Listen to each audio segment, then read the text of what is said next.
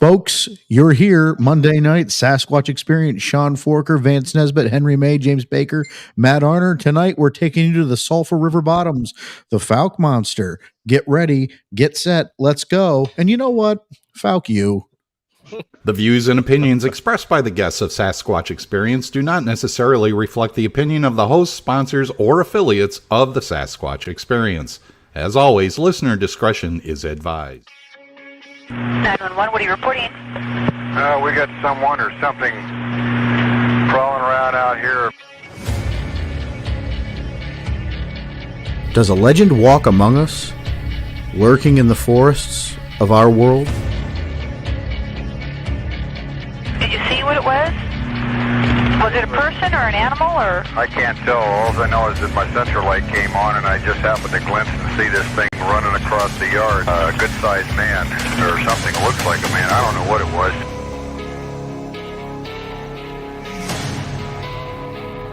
For over 15 years, we've talked with scientists, researchers, investigators, and witnesses, trying to gain insight and proof around the existence of this mysterious entity. Jesus Christ, you better... Sure. Gia! Hello? Get somebody out here. What's going on now, sir? That son of a bitch is about 6'9", I don't know. Do you see him now, sir? Yes, I'm looking right at him. Uh-oh. Okay, hang on. He's right... Is he in your yard, sir? Yeah, God, he's big. Okay, what's he doing in your yard? He's looking at me.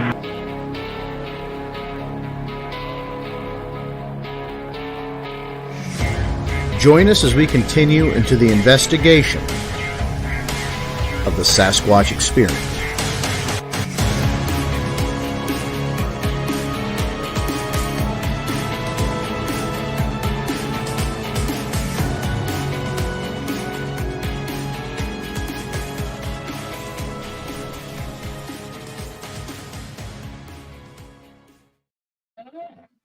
Well, good evening, Sasquatch Experience, Monday, November 13th, 2023. And again, if you saw the intro, you know who the hell we are. It's great to be back here tonight, guys. Supposed to be last week, but I was sick last week, and it wasn't going to happen. And between moving from the home to our studio, as you see, I've been kind of putting all over social media over the last few weeks. We're almost there, guys, probably 55% complete. But we're complete enough to get in here and do some shows. So how you all doing? It's great to see you. Woohoo! I'm doing well.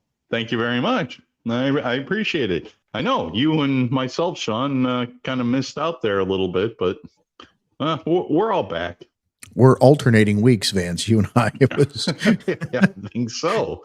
Yeah. But again, and to our partners here, Henry, Baker, and Matt, thank you guys for being patient with us as we've had our issues. It's just great to be here together to do a show tonight. That's going to be a fun show. And actually, we're going to heavily rely on Henry because the folks want Henry. They want Henry May. There's a train. Train. Yep. I'm sorry, it's a falcing nuisance. There you have it. So we're going to rely on Henry tonight. Matt, good to see you, my friend. Thank you for popping on with us. Our permanent co-host here, the five of us doing our thing. So guys, let's get started. What do we got? Where do we want to go? Any news before we kick off? One thing I did want to say, Larry Beans Baxter was live with Aaron Deese last night on Dark Coast Hunt for the Alaskan Bigfoot After Show. Always good to have Larry on the shows. I can't get enough of Beans. He's a good dude, and anytime he gets on a program, I like to promote it. So if you get a chance, go check that out over at the Small Town Monster sites and give Larry a little love for the hard work that he and Alex and team did up there in Alaska. Please do. This past summer. Nice.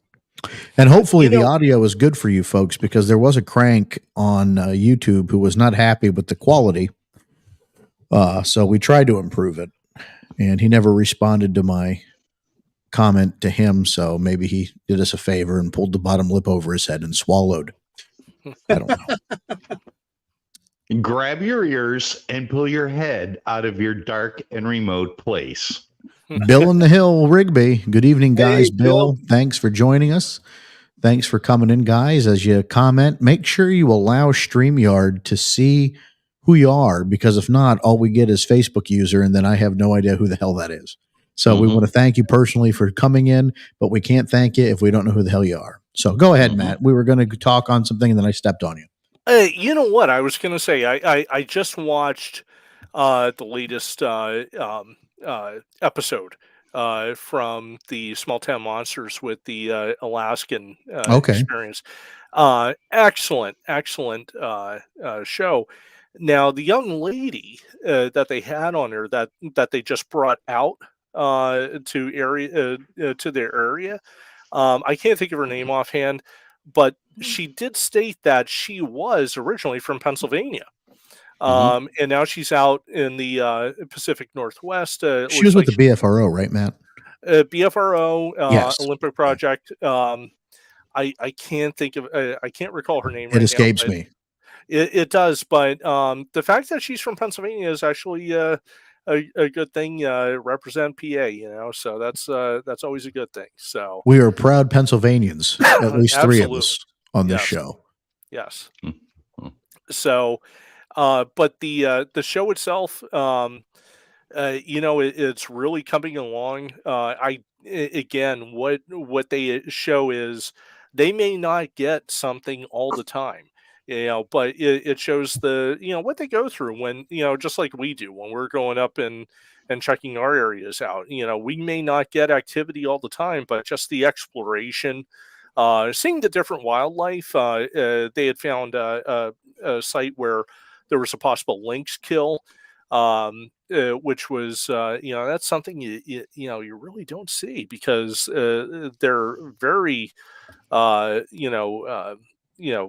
just they don't like to be come out in public. You don't see them Yeah. like squirrels or raccoons. So for them to see that, to experience that, and and then give that to us, the viewers. Like I said, I can't say enough. And Larry is doing a fantastic job up there.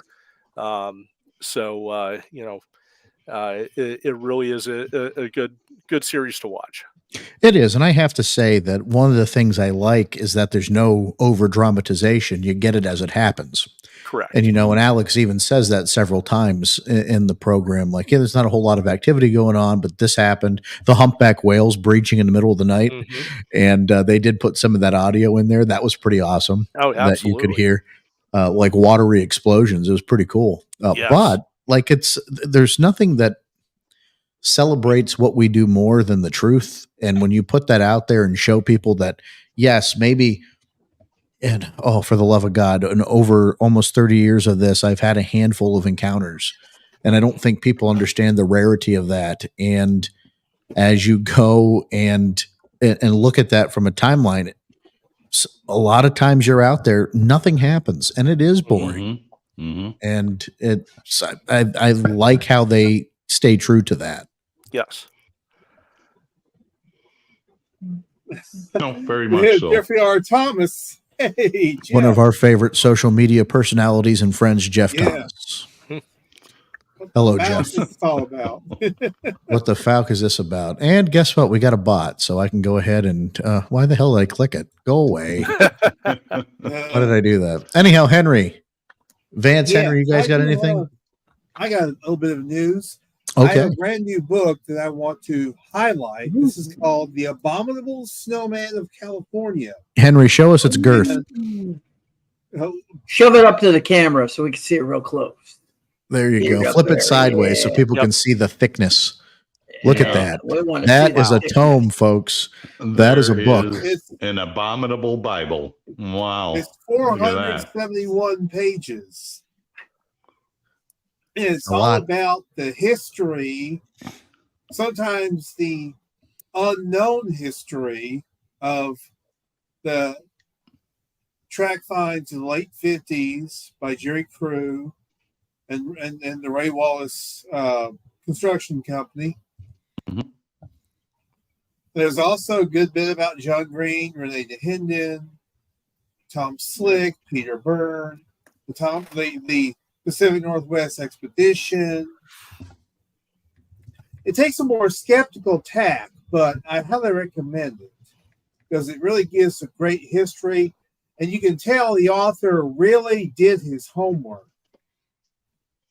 Dustin Severs, the author, he really did his homework as far as looking into everything that was going on around that area, that Northern California in the late 1950s and into the 60s as well.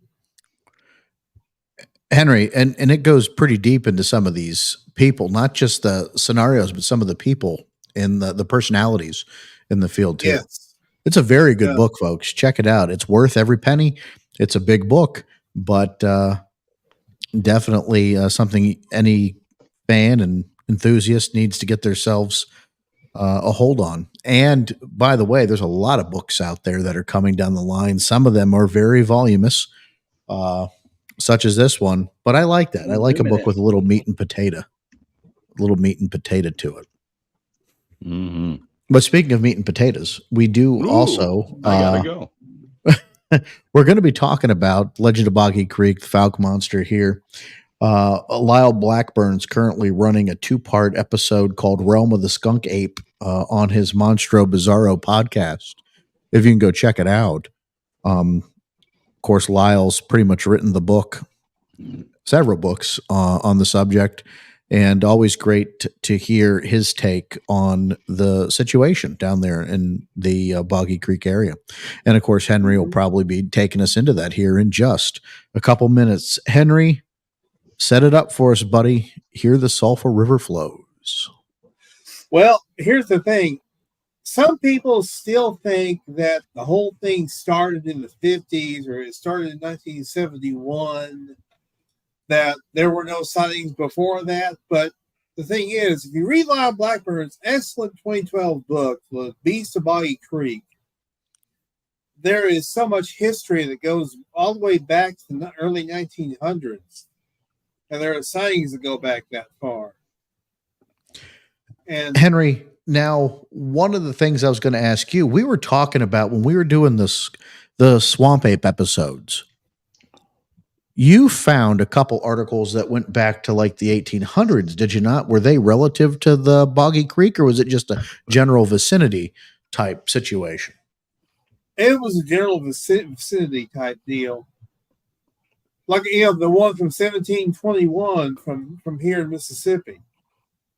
That is the oldest, if it was actually a Sasquatch, it's the oldest account ever.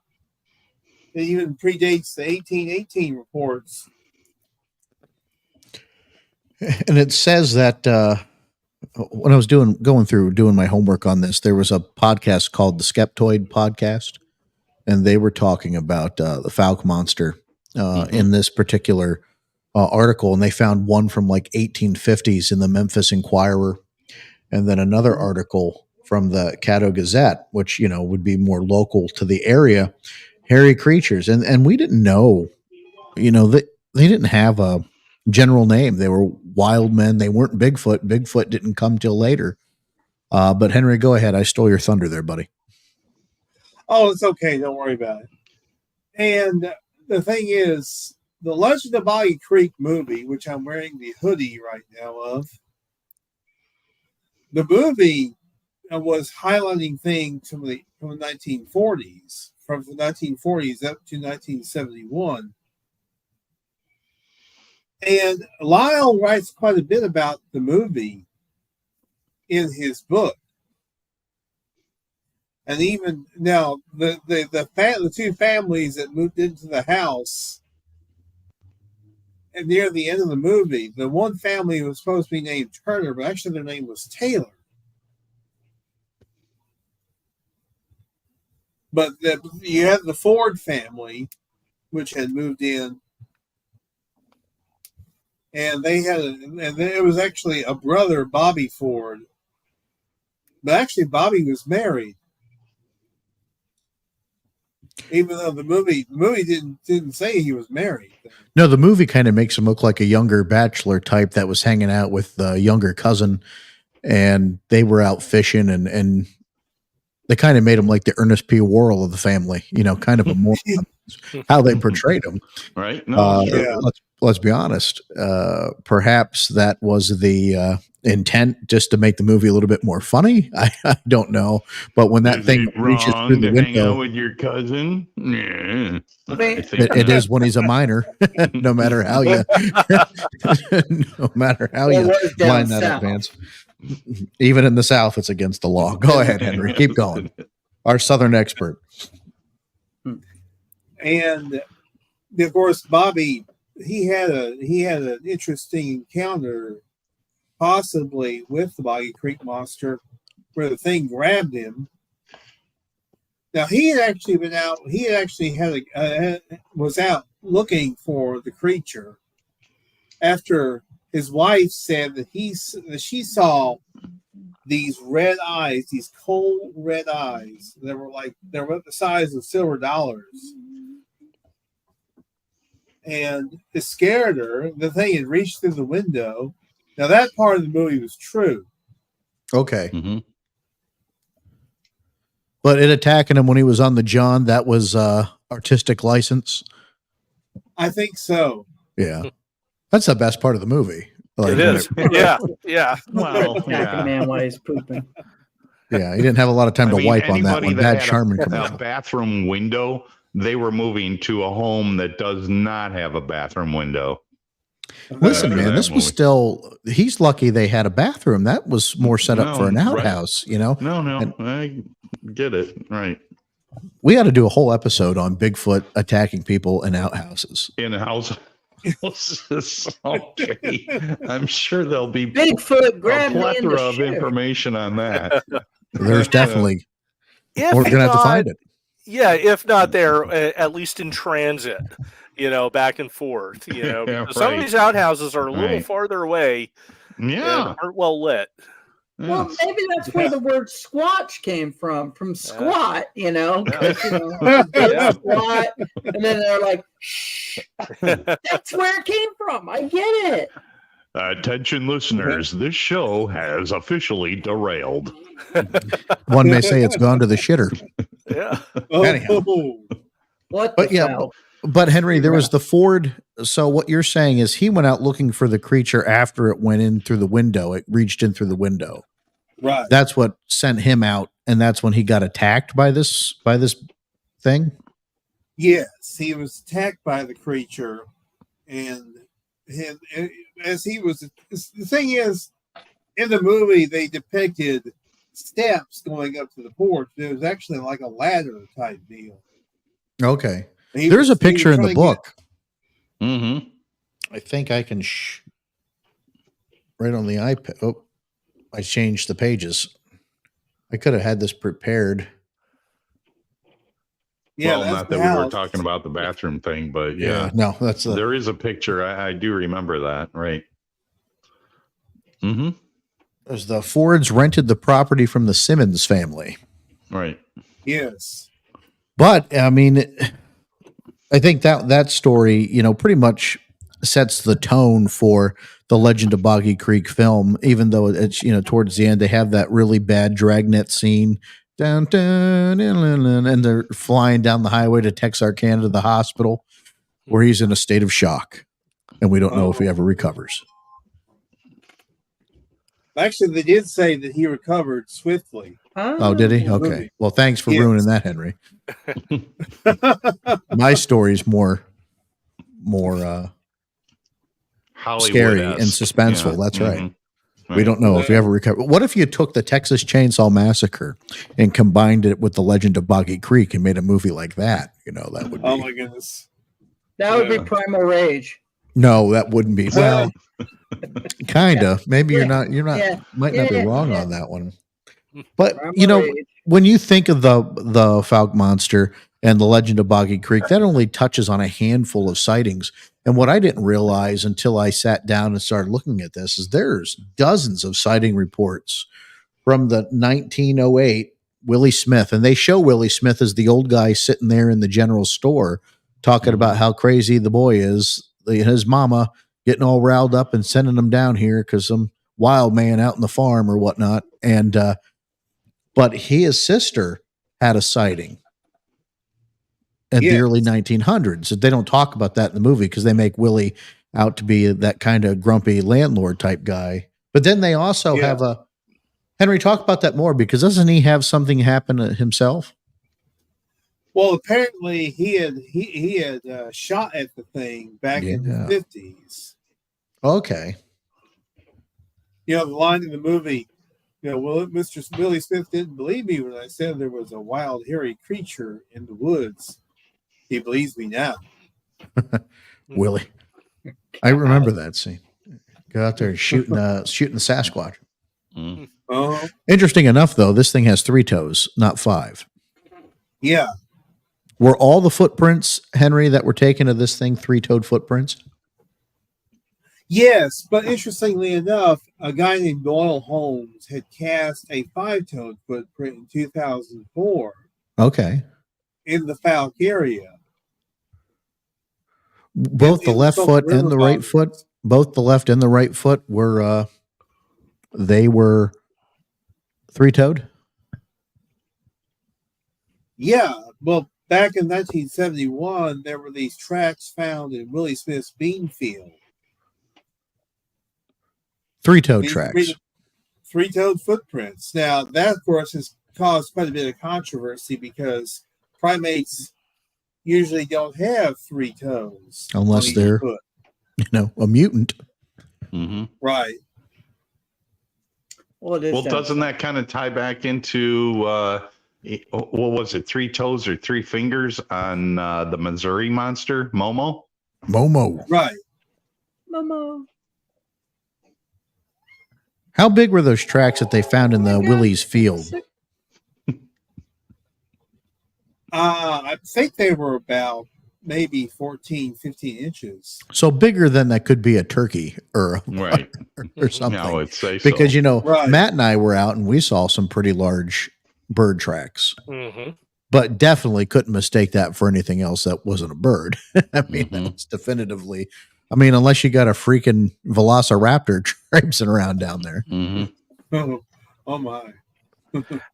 I mean, just to interject, the one thing when I hear about the 3-toed footprints, either 3 toes or 4 toes, one thing I think of is, maybe whatever's making those prints could be balling up the other digits. Yeah. When they're coming through. So, and especially back then, they may not have had that skill in making that cast. They were able to get some digits, but if you have maybe 3 stubby digits, maybe those other 2 digits are curled in, and that could be consistent with somebody going through the swamp. Right. Maybe they don't want those smaller digits to be exposed because you have snakes, you have alligators, you have other things that would try to nibble at them. Not only that, but it might be more sensitive for pain, so you kind of protect that from or it could be too that in that mud it's easier for that whatever's making that track to have the 3 inner toes to be more profound, just to keep their balance. That makes perfect sense. Just my 2 cents on that one. Right. No, and I think that's good conversation because it's something that we hadn't had a chance to talk about yet.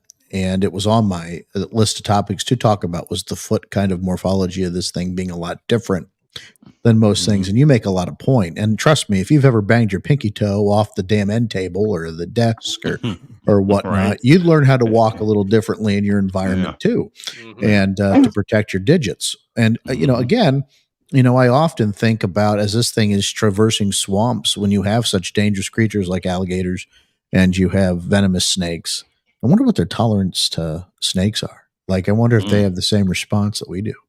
Right. Something to think about. Right. And it's just, much different than what we've seen because you don't get a whole lot of You don't get a lot of three-toed prints that aren't subjected to some other kind of bullshit in most areas. Right. At least with Fouke, it was kind of never described to be anything more than just a hair-covered humanoid being, right? And you start going to other places, anything kind of associated with, lesser toes is something maybe like a lizard man or like the Honey Island swamp creature there, Henry, or what have you. Something a lot different than what we have with the Fouke monster, which I really truly believe in my heart of hearts was a legitimate creature sighting, Flappa's sightings, though some people would like you to believe that there's nothing more than anecdotal stories. Small Town Monsters goes and revisits there not long ago, and they did a wonderful documentary called Boggy Creek Monster, where they explore some of that and really tell some more of the tale, where I think there is. When you got law enforcement interest in it, I don't call that anecdotal. You got to have something there that piques their interest. So we'll get more into that in just a minute, because it is time for us to jump into the news, folks. We'll be right back. Sean Forker, Henry May, James Baker, Vance Nesbitt, Matt Arner, Fouke You. We'll be back. News team, assemble!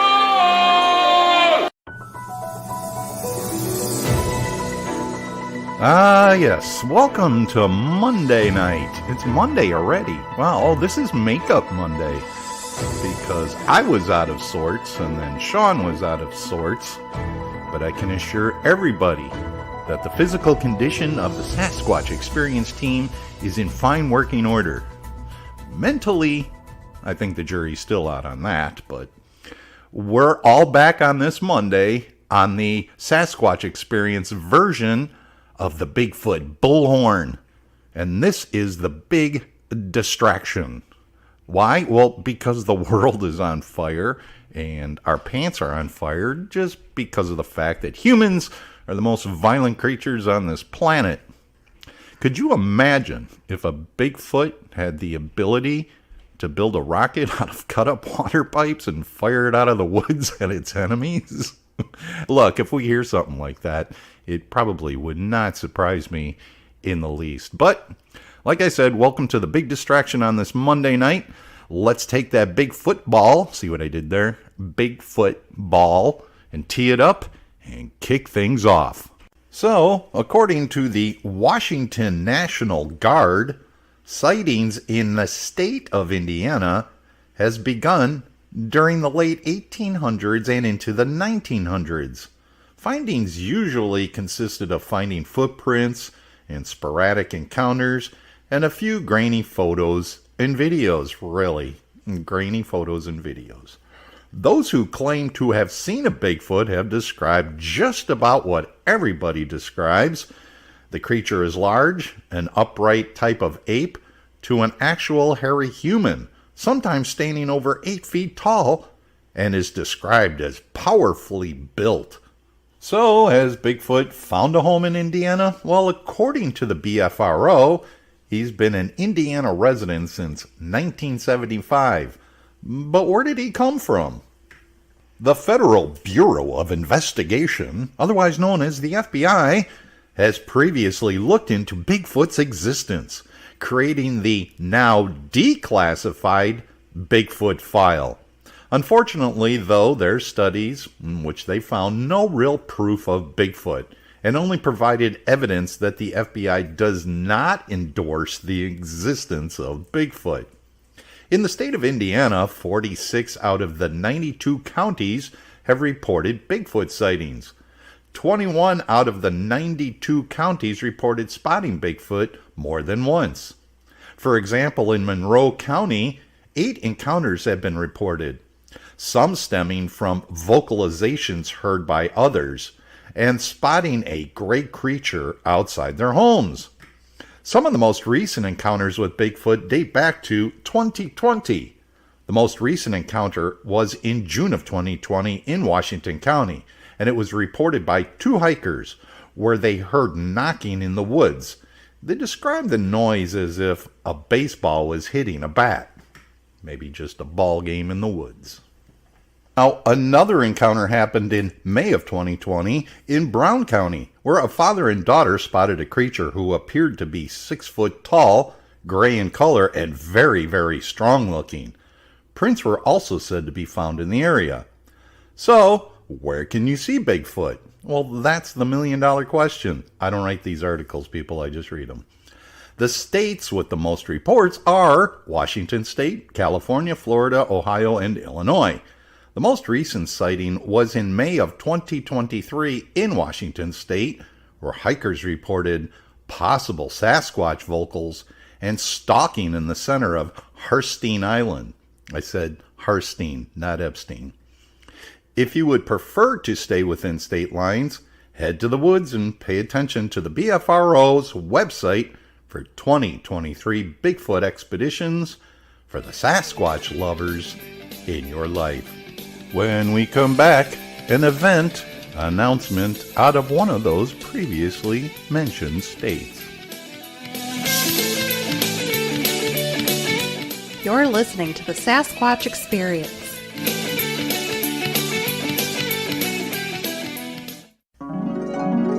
We take you back now to the auditions for Star Trek: The Next Generation. Okay, people, today we're auditioning the part of Captain Picard. Please read the line in the script. The guy in the bow tie. I'm Jean-Luc Picard, Captain of the Enterprise. Thank you. You, sir. Next guy. I am Jean-Luc Thank Picard. you. Okay, you, sir. Bald guy. I'm Jean-Luc Picard, Captain of the Enterprise.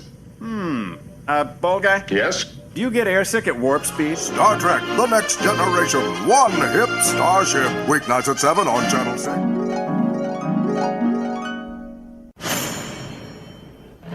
File not found. Virus detected. Can't connect.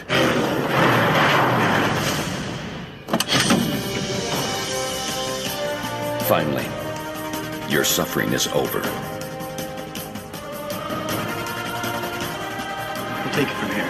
Thank you. Introducing Geek Squad, 24-hour computer support task force. Call 1-800-GEEK SQUAD. Help has arrived.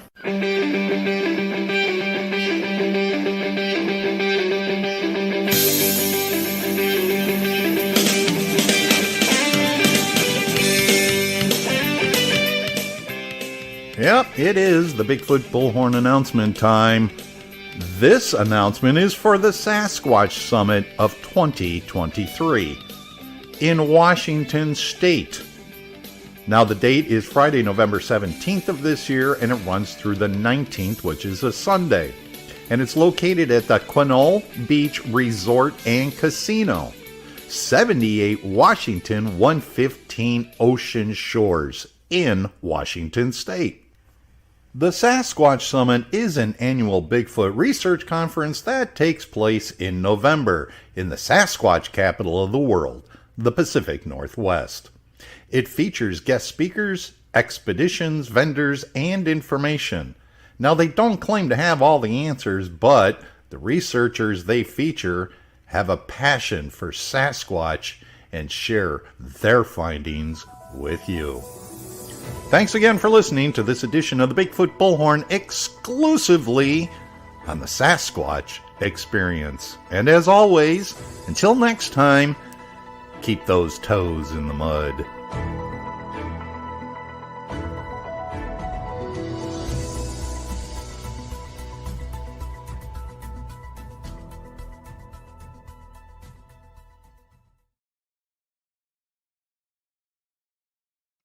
Well, thanks, Vance, for the Bigfoot Bullhorn news and more. Those exciting announcements.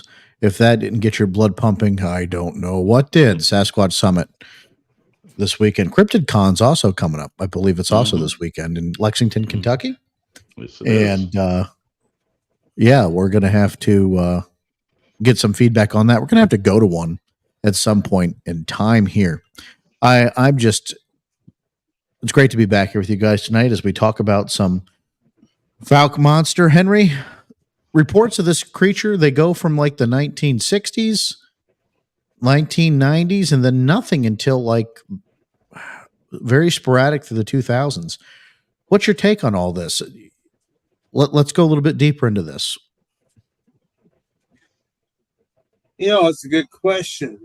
And I really can't explain why sightings dropped off for a while, but then sightings picked up in the 2010s, and there were sightings most recent sighting that I know of from that area is from like 2018. I have a couple on here on this website, falkmonster.net, from 2021, 2 in 2021. Oh, okay. Which are newer. One was by a researcher, the other a witness report seeing a hairy ape-like creature run across a county road during daylight hours. He is described it as looking like an orangutan with reddish hair. And that's something that's pretty standard for this creature. Its appearance, brownish reddish hair, kind of very lanky arms compared to its body, like not a whole lot of diversity in the look of this thing. Like, it's pretty consistent from even the reenactments in the movie make this thing pretty make it look just like the movie poster. Like, and it's portrayed this way all the way through.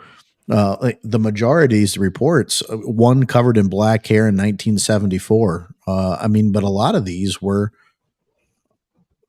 consistently describing a very similar creature. And, again, we go back to people knowing their environment, knowing that these aren't bear. We know what bears look like. I mean, to say that all these sighting reports are bears is just a fallacy. That I just can't. When you're talking about people that know the outdoors, they know the environment, they're avid outdoorsmen, they're avid hunters. You got folks like the Crabtrees who lived out and lived off that land. They know what's out there. And to say a bear, I think is kind of, I don't know. I think, can we get past that at this point now in this stage of Bigfootery, that most of us know the difference between a bear and a something else? I would imagine so. And one little note about the movie poster, which is on my sweatshirt. It's a nice cat, Henry. It was created by Ralph McQuarrie. Now, Ralph McQuarrie created the basic look for the original Star Wars trilogy. He also created the movie. He also created the movie poster for Creature from Black Lake. Yeah, which is kind of a Boggy Creek inspired movie as well. Absolutely. I like the Creature of Black Lake. I think the movie's good. It's a much different tone than the Legend of Boggy Creek, right? Legend of Boggy Creek, we could almost kind of put that as like a dramatization documentary style type movie, where Creature from Black Lake is a movie. It's definitely fictional and inspired. It's still good. I enjoyed it. If you haven't checked it out, folks, I don't know what you're waiting for. Don't sleep on it. It's a good. The same composer, Jaime Mendoza Nava, who created music for Legend of Boggy Creek, also composed the music for Creature from Black Lake. Oh, well, there you go. Another tie-in. Look at this, Henry, with the trivia. Throwing the trivia down. Folks, there's going to be a quiz next week. So make sure you're paying attention. So, and the Legend of Boggy Creek, the movie itself, is quoted, by many researchers as their impetus for getting into the field, right? For creating their love for this monster. But it wasn't the first thing I've seen. I grew up next to a video store, and one of the things that always captivated me was the image of this, the poster on the rental box. And like, man, I really want to go check this out. And of course, I wasn't able to see it till I was like 12. But it was fantastic. I loved it. And that allure, I think maybe it's that imagery that you can see on Henry's and that movie poster that really kind of set the tone for it, that sepia tone that kind of echoes even throughout the movie. And it just takes you back. It's a hell of a remarkable movie to a very interesting time that, in my opinion, hasn't slowed down. These sightings are still happening. Right. J. Michael, I have good news for you. You said you'd like to see a Black Lake Blu-ray. There is one. It should be available on Amazon. They really did a great job restoring the movie, by the way.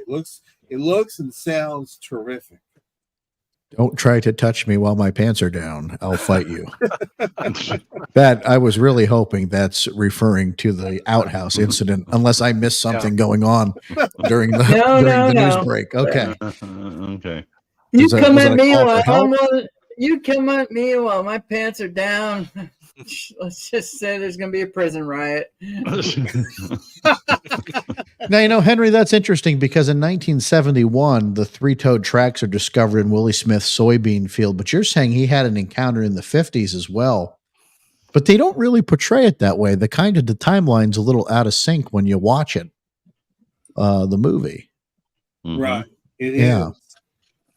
Because it makes it seem like he doesn't have an experience until later on after, he's already done mocked the boy and his mama for the Now, granted, that boy's supposed to be Charles Pierce, right? As he's going and alerting the people at the Five and Dime there. The boy was actually Chuck Pierce, Charles Pierce's son. Sure, but it was supposed to be Charles Pierce as a kid. Uh-huh. Right. Yeah. So maybe we're just interpreting it a little strange, but the Bobby Ford thing's interesting because I didn't realize he was married. Going back through this 1971, 3 well-respected local residents see a monkey-like creature with long arms and dark hair run across Highway 71. Lots of running across the highway. And just a few shows ago, I said there's nothing remarkable about a highway crossing and realized when I said it how stupid I was. Because, it is pretty remarkable, right? Remarkable, right. Even though in terms of the Bigfoot reports that we get and we read, it doesn't seem that remarkable. Put yourself in that position. It's a pretty remarkable situation. Didn't they have that Georgia police video where they were? Yes. Yep. That was down in Georgia.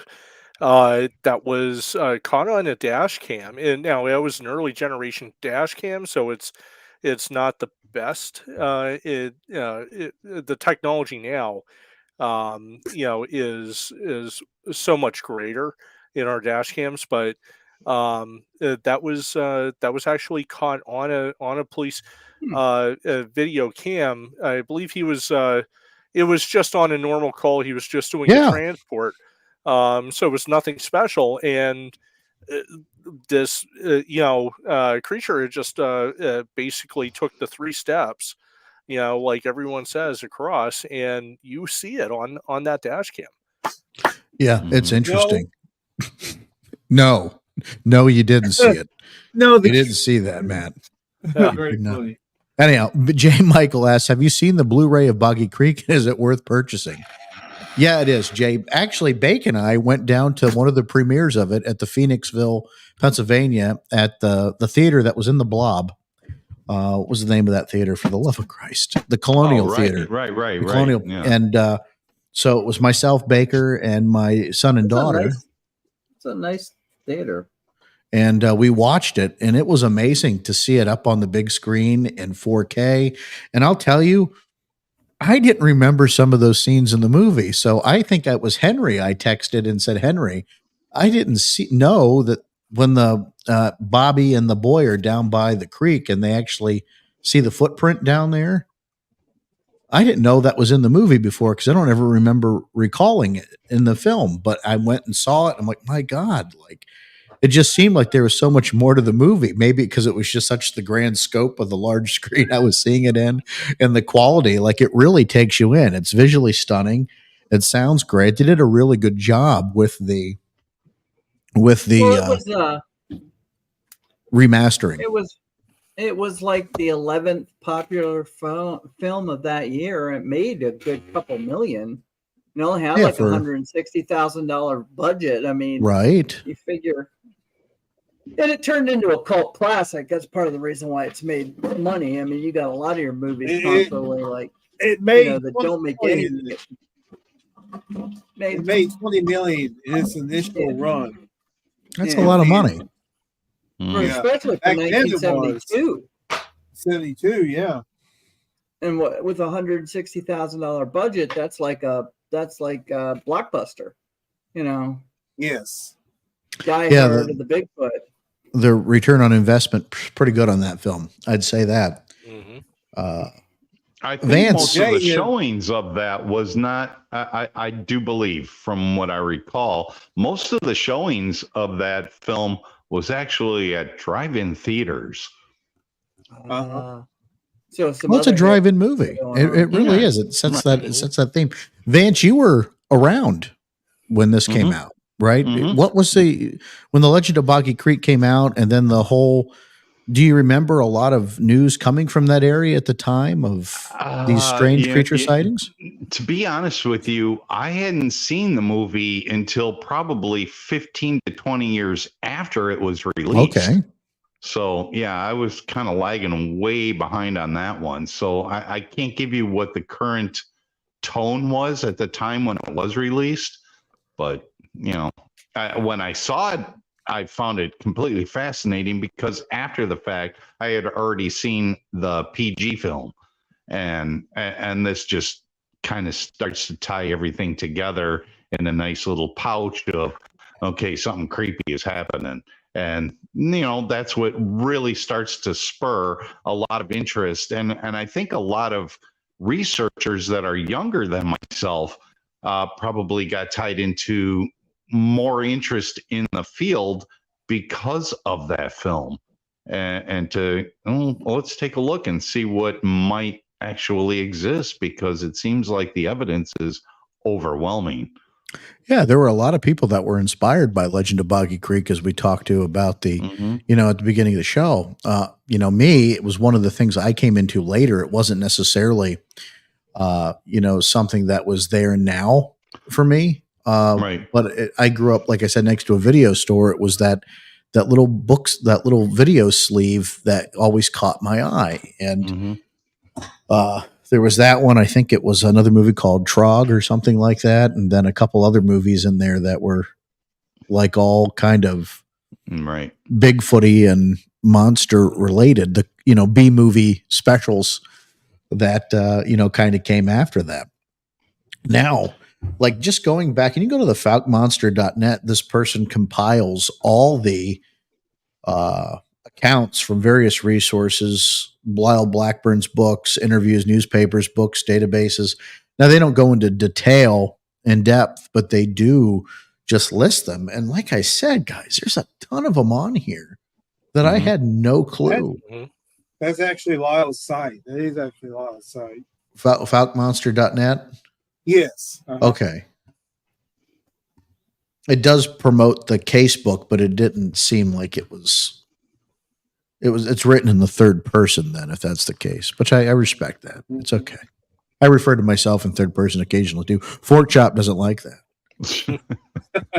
All right. I like to use the word daddy. Matt, what about you? Yes, sir. Arkansas down there, Arkansas. Texarkana. Yes. Well, I'll tell you, I was one of those people. I was a young kid.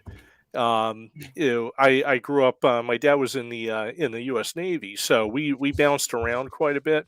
And they have anyone from the military knows they have what's called MWR, Morale, Welfare, Recreation, and at that particular base where my dad was stationed, they had a little movie theater. And every Saturday night they would do, like $1 movies. And that one movie that I got to see that really, just,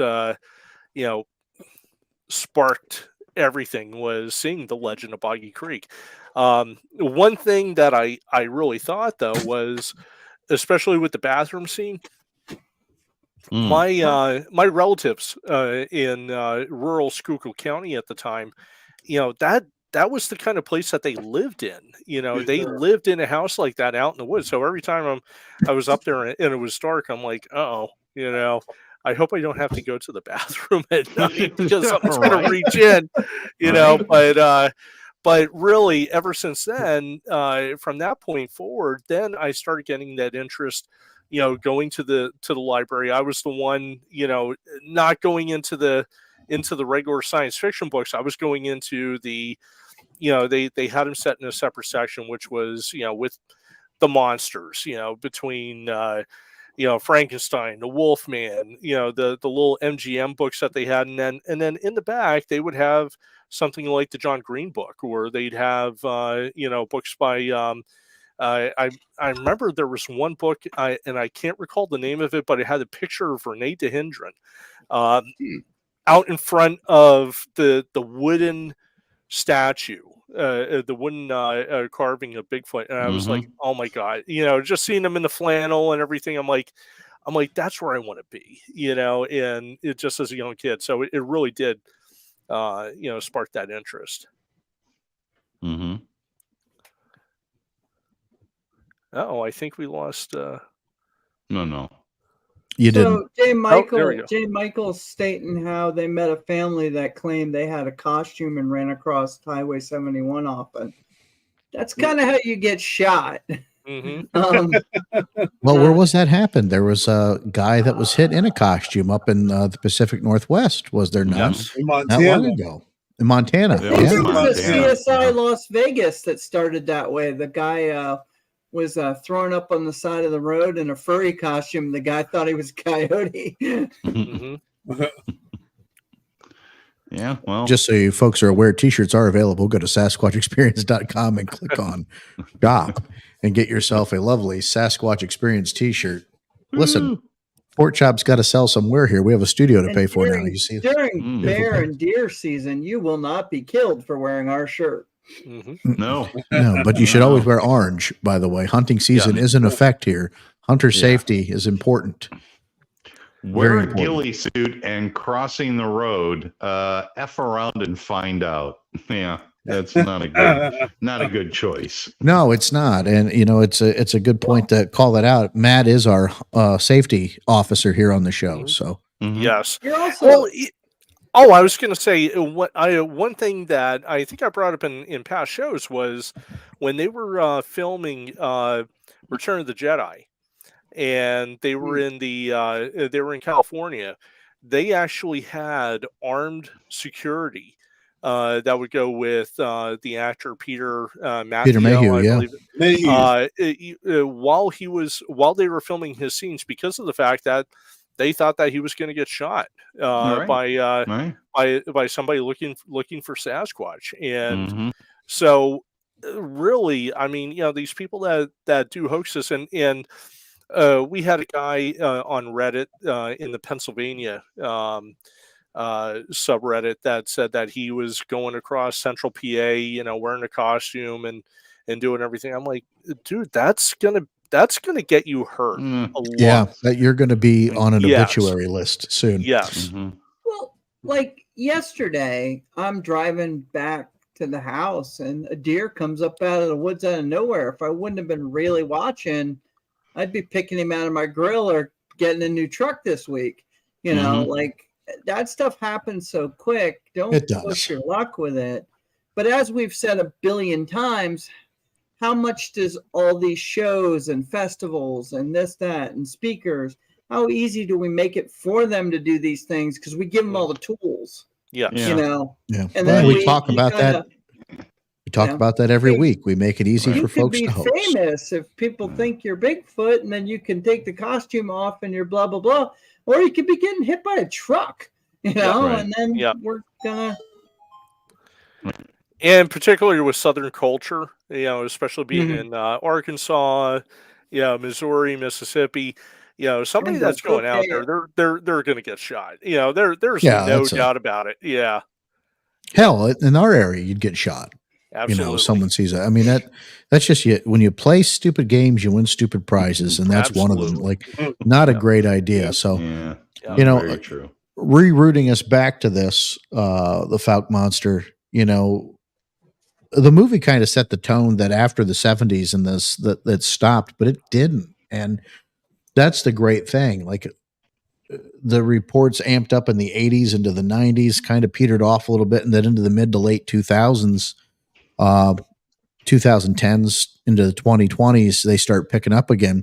And I think I would attribute that to the focus coming alive once again on this through guys like Lyle Blackburn, the Small Town Monsters folks, really responsible for this resurgence of interest into these topics, and focusing on these small areas. That this is what these towns have. There's a Monster Mart down there now. Folks can visit. Well, there's been one for some time. You can still go visit, get your picture taken out there, buy some snacks and goodies. I shopped at the Monster Mart t-shirts.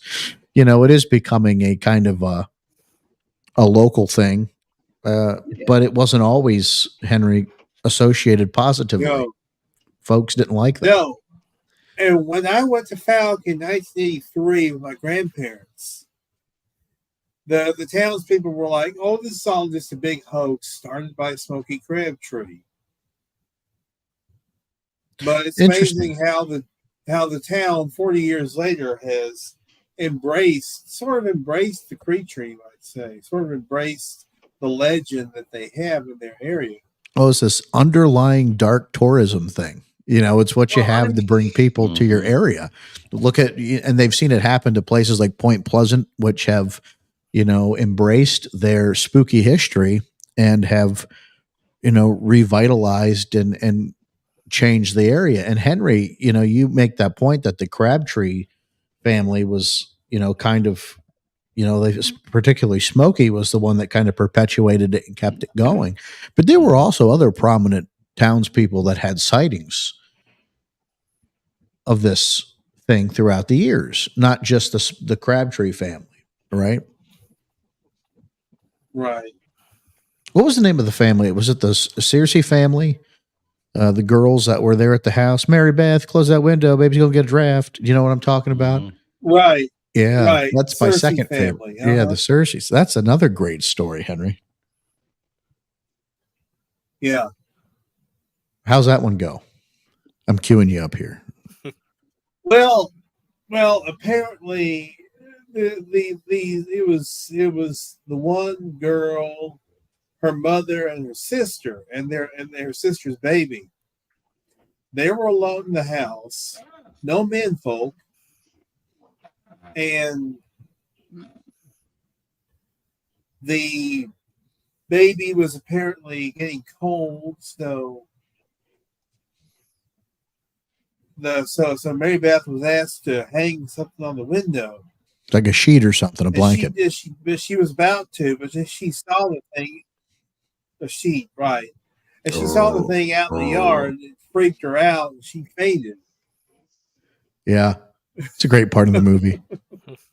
My wife who's not a fan of Sasquatch, can quote that line. She never misses the beat when we're watching that movie to get that line out. It's great. It's a great movie. It is, and so much of it, like we focus on it because it does kind of give a great overview and tale of the real exciting time when this happened, like that early 70s kind of time, that time leading up to the 70s. But then nothing else hits on it until, you know, Seth and team at Small Town Monsters goes back in, you know, the mid 2010s, and they, you know, investigate it. And then you start realizing there's a lot more stories down there. Some of them a lot more compelling than the ones that happened in the 70s, aside from the Ford story, which 6 of one, half dozen of the other, if that was a, you know, unembellished story or whatnot. Still, some of the stories, and I encourage you folks to go check out Boggy Creek Monster. I don't like to give away spoilers for films. I want you to do a little homework and watch them. But, you know, as he goes and talks to these witnesses and goes back to the areas they have their encounters, they're genuine people. And that's the point I want you to take away from it, that this folks, this has happened. This, you know, the predominant time was the 70s, but it never stopped, and it's still ongoing. And that's the best part about the folk monster, is the Fouke monster, you know, the Texarkana area, that something's still lurking along the Sulphur River bottoms. I think so. I would say that watching The Legend of Boggy Creek and then watching Lyle Blackburn's special immediately afterward is the perfect, you know, Saturday afternoon, you know, experience.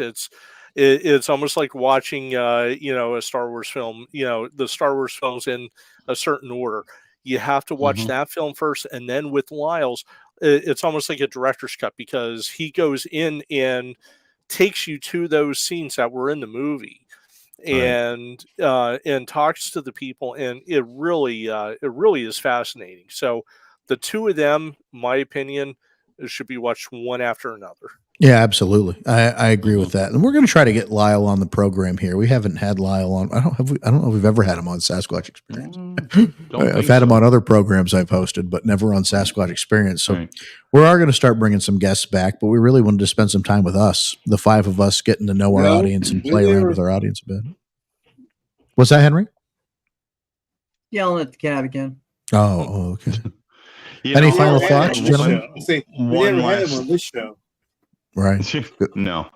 I would add one last thought. Okay. And I know you guys touched on this earlier in the show, but I want to kind of expound on it. The artwork, the poster artwork for Boggy Creek. Dude, that's creepy. Every time I see the artwork for it, it's creepy because you just see this lumbering creature with one arm just hanging so low into the water, and it's in the water and its hair covered, and it's heading in a direction towards you. It's, I don't know. To me, at this point right now, that is still magnificent artwork, and it holds value today as it did back then when the movie first came out. It's still creepy as you know what. Well, like I said, it sets the tone. And if you get rid of the title and all that, and you just use the artwork, it's a great framed piece of artwork to have hang on your wall because it expounds on what the movie is about. Here's this thing. Witnesses have seen it, and here's this thing. And it doesn't give great details to what the creature looks like, but it gives you enough to know, yeah, it's not a known creature. Right. It doesn't have to. It's that image sets the tone for the movie. Right. And gets you excited and brings you into it. Right. And that's where we'll leave it for this part. Folks, patreon.com/Sasquatch Experience starts for as little as $2 a month. Get access to the Cryptic Wilderness videos from myself and Matt Arner, our videos starring Matt, a little bit of extra Baker. You've got all kinds of things going on there. Ad-free episodes, which in itself is worth the $2 a month. Ad-free except for the Bigfoot bullhorn I should put in there because that's got to stay. It's part of the show, but that's the only part. We're not selling those ads. Those are free ads. So there you have it, folks. I'm Sean the Fort Chop Forker. He's Vance Nesbitt, Matt Arner, James Baker, Henry May. Henry, you still with us? Yeah, looks like it. I'm here. Henry, give us those closing words. Yes. And he's gone. It begins with Henry would say, or hold on, Henry, give us those words. Nah. Henry, you can do it, Henry. You can do it. You can Damn do it. Come on, Henry. You can yell at a cat. You can say the word. There it shut is. up, Baker, for the love of God. One more time. One more time, Henry.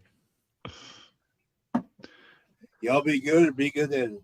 That's it. That's all we need. We'll see you next time, folks. Woo-hoo. Thank you all. Tip your waitress. We're here next week.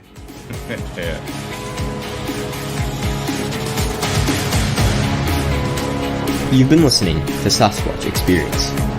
Please rate and review wherever this podcast is consumed. To share your experience, visit us on Facebook or email us, squatchexperience@gmail.com. Keep on squatching.